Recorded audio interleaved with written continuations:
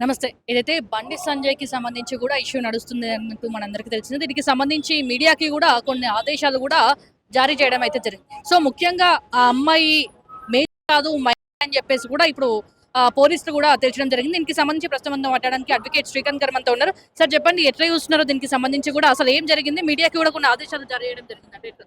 అంటే ఇప్పుడు లేటెస్ట్‌గా బండి సంజయ్‌ని వాళ్ళు టీ న్యూస్ ఛానల్ వాళ్ళు గానీ, ఇంకా మిగిలిన కొన్ని పేపర్‌లు గానీ ధర్నాలు చేస్తున్నారు. పబ్లిక్‌గా వాళ్ళు పోస్టర్‌లు అతికిస్తున్నారు. మెట్రోలో గూడా వాళ్ళు పోస్టర్‌లు పెడుతున్నారు. ఇదంతా ఏమైతుందంటే జరిగింది అలిగేషన్ ఏదైతే ఉందో కింద కేసు బుక్ అయింది. కోర్టులు గానీ, పోలీసు గానీ చూసుకుంటారు.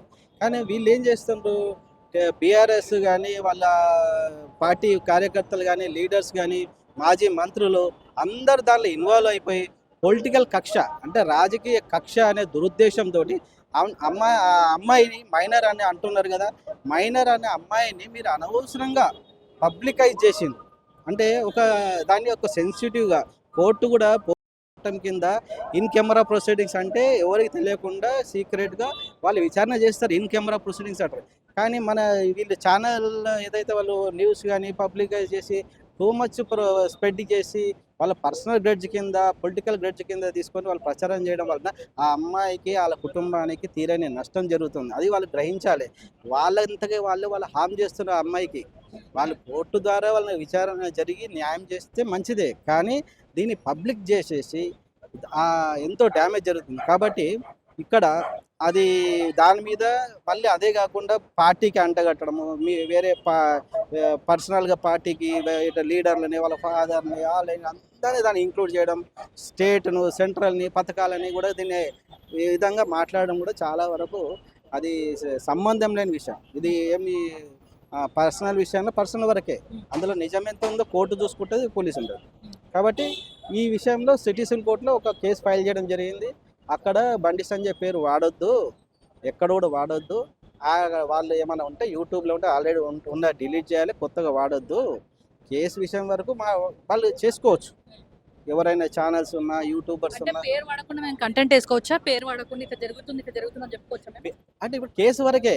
ఇప్పుడు కేసు ఉంది, అబ్బాయి అమ్మాయి ఉన్నారు, వాళ్ళ కేసు వరకు నడిపియాలి. దాన్ని అనవసరంగా దాన్ని స్ప్రెడ్ చేసి వైడ్ యాంగిల్ కవరేజ్ చేయడం వలన ఆయనకు తర్వాత ఆయనకు సంబంధించిన వ్యవస్థ ఎంతో ఆ గవర్నమెంట్ సంబంధించిన అందరికీ ఇది ఒక ఆపాదించడం. అది జరిగిన ఇద్దరి మధ్యలో ఆ ఇద్దరు అమ్మాయి అబ్బాయి జరిగిన మధ్యలో వీళ్ళ కుటుంబానికి కానీ ఆయన కేంద్ర మంత్రి అని ఇవన్నీ ఏంటంటే అన్వాంటెడ్ ఇష్యూస్. అన్నెసరిగా దాన్ని పెట్టకూడదు. ఫ్యామిలీ వరకే ఉండండి. ఈ జరిగిన నష్టం ఏముందో దాని మీద మీరు కోర్టులో తీర్చుకోవాలి. కానీ అందరినీ అందులో పెట్టేసి ఇది ఒక పర్సనల్ పొలిటికల్ కక్ష విధంగా వెళ్ళిపోతుంది. కాబట్టి ఇది డిఫేమ్గా చేయడం, డిఫేమేషన్ ఇది.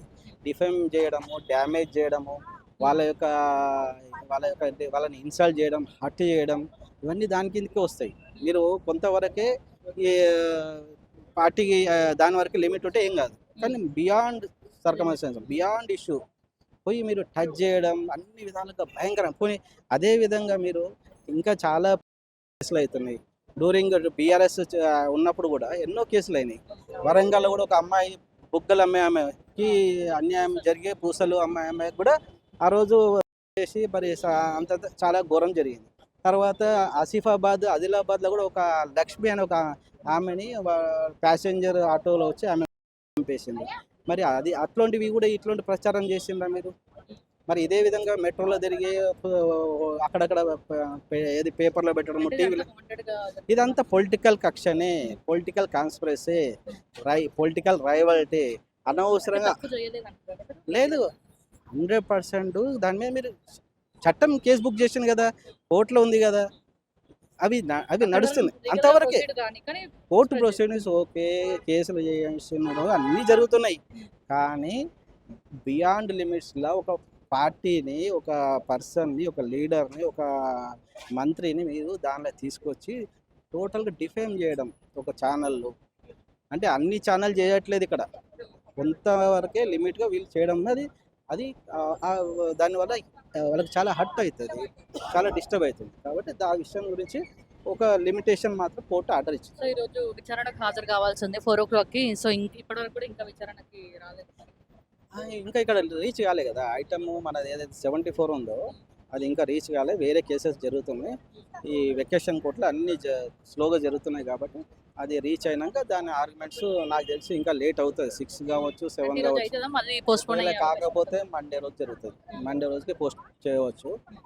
కాబట్టి wait and see. Sir bail వచ్చే ఛాన్సెస్ ఉంటాయా మరి? ఏం చెప్పలేము, ఎందుకంటే ఇప్పుడు నిన్న జరిగింది విచారణ.